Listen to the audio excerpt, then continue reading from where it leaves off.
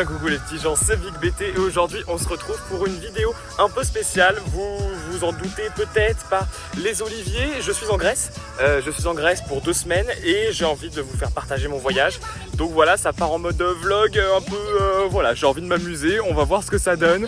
Là pour le moment je suis à Athènes et c'est parti, on est à Athènes, première étape.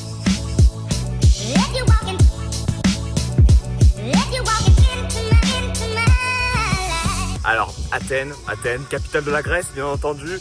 En tout cas Athènes, vous avez plein de vieilles ruines, plein de vieilles histoires, etc. Et donc là, la première histoire, Athènes, pourquoi ce nom? Alors Athènes, tout simplement, ça vient de Athéna, qui est la déesse de la stratégie guerrière et des artisanats en général.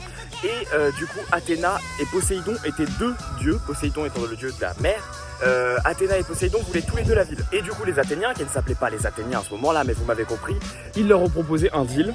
Celui qui offrait le meilleur cadeau à la ville remporterait la ville. Et donc du coup, Poséidon, il a tapé sur le sol avec son trident. Il en a fait jaillir une source d'eau claire, et Athéna, elle a fait fleurir, elle a fait grandir un olivier, et donc elle leur a offert l'olivier en leur racontant que l'olivier, il faisait des olives, et que les olives, ça allait faire de l'huile d'olive, ça allait permettre de conserver les aliments, que l'olivier, il était très adapté pour leur climat, etc., etc. Et ils ont choisi l'olivier, et donc voilà, c'est comme ça qu'ils ont choisi Athéna, et donc que la ville a été nommée Athènes en son nom.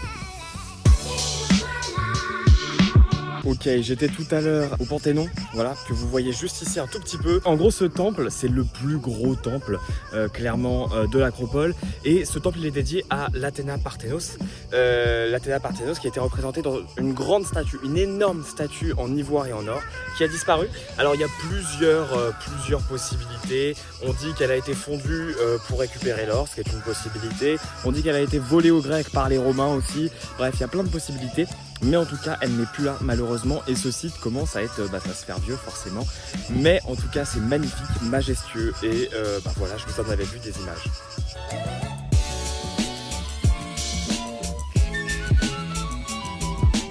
Et juste derrière moi là, on voit l'Athéna Niké, le temple d'Athéna Niké.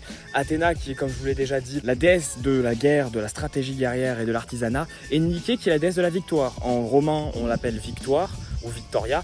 Et en grec c'est Niké. Pour la petite anecdote, c'est de là que vient la marque Nike d'ailleurs. Et du coup voilà, ce temple représentait l'une des victoires des Grecs, les victoires qu'ils pouvaient avoir, et vénérait la déesse Athéna et la déesse Niké en même temps, une fusion de ces deux déesses qui leur permettait de vaincre leurs ennemis d'après.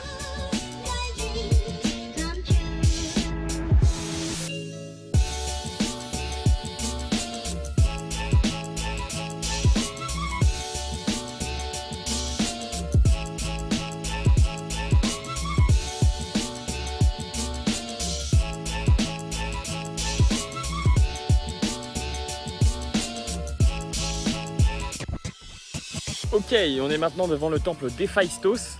Héphaïstos, pour la petite histoire, c'est un dieu fils de Zeus et de Héra. Héra qui est donc la reine mère des dieux, la femme de Zeus, tout ça. Et sauf qu'en fait, Héphaïstos, quand il est né, il était vraiment moche. Il était très laid. Et du coup, Héra, elle le supportait pas. Elle trouvait qu'il était vraiment trop moche. Et donc, elle l'a balancé du haut de l'Olympe. Vraiment, elle l'a jeté comme ça là. Elle l'a pris, elle l'a balancé.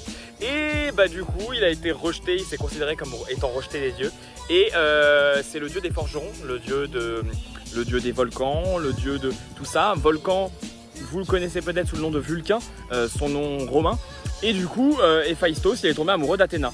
Sauf qu'en fait, Athéna avait fait vœu de chasteté, elle avait fait vœu de ne pas avoir d'enfants. Et du coup, Zeus, il a dit, bon écoute, Héphaïstos, je vais te mettre avec Aphrodite. Donc Zeus a marié de force Héphaïstos et Aphrodite. Héphaïstos, il aimait bien Aphrodite, hein, c'est la déesse de la beauté, donc forcément il peut que bien l'aimer. Mais Aphrodite, elle l'aimait pas du tout. Aphrodite, elle préfère Arès. Voilà, c'est un peu la petite histoire de Héphaïstos.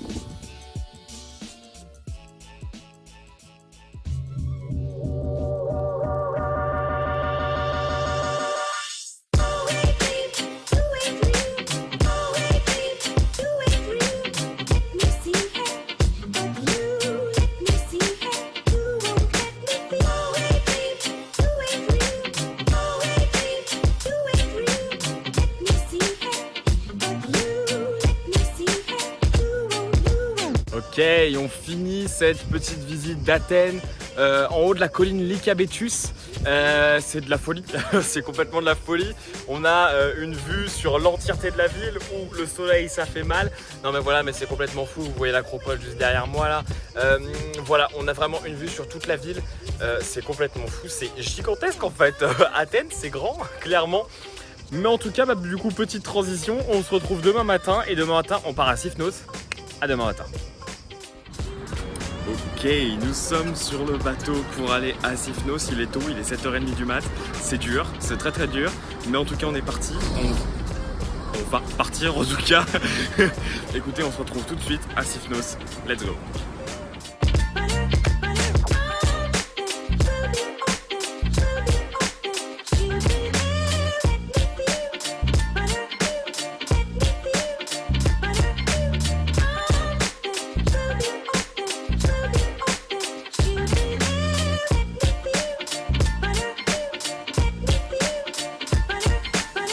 Ok, j'ai derrière moi la mer Égée et devant moi j'ai pas beaucoup de lumière parce qu'il fait tard, mais c'est pas grave, on va faire avec.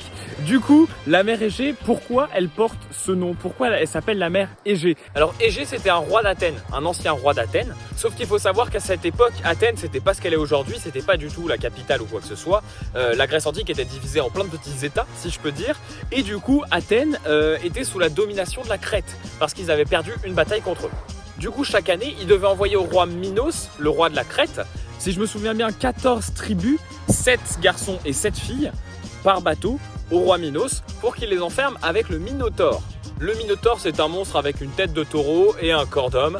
Et du coup, il lui fallait de la viande et il fallait lui donner à bouffer. Et du coup, Minos, il a gagné contre Athènes. Donc du coup, il se dit, bah Athènes, vous allez me filer des gosses et je vais les filer à mon Minotaure. Et du coup, un jour, le fils de Égée, il s'appelait Thésée, et il s'est dit, bah moi, je vais y aller et je vais combattre le Minotaure et je vais le battre. Égée, bien sûr, il avait peur, mais bon, il sait que son fils, c'est un grand combattant, un grand guerrier. Il se dit, il va pouvoir réussir. Mais dans le doute, il lui dit, écoute, si tu gagnes contre le Minotaure, quand tu reviens, tu changes tes voiles noires et tu les mets des voiles blanches. Comme ça, je saurai que t'es dans le bateau et que t'as gagné. Du coup, Thésée, il part, tout ça, il va en Crète. Il combat le Minotaure. Attention, spoiler, il gagne contre le Minotaure. Et du coup, il rentre. Sauf qu'il a oublié, le con, de changer les voiles. Donc, il rentre avec les voiles noires. Et du coup, Égée, dieu de l'acropole à Athènes, bah, il attendait que son fils revienne, en fait. Et il espérait voir des voiles blanches. Et quand il a vu des voiles noires, et bah, il a sauté dans l'eau. Voilà. Et donc, il est mort dans l'eau. Voilà. C'est pour ça qu'on appelle ça la mer Égée.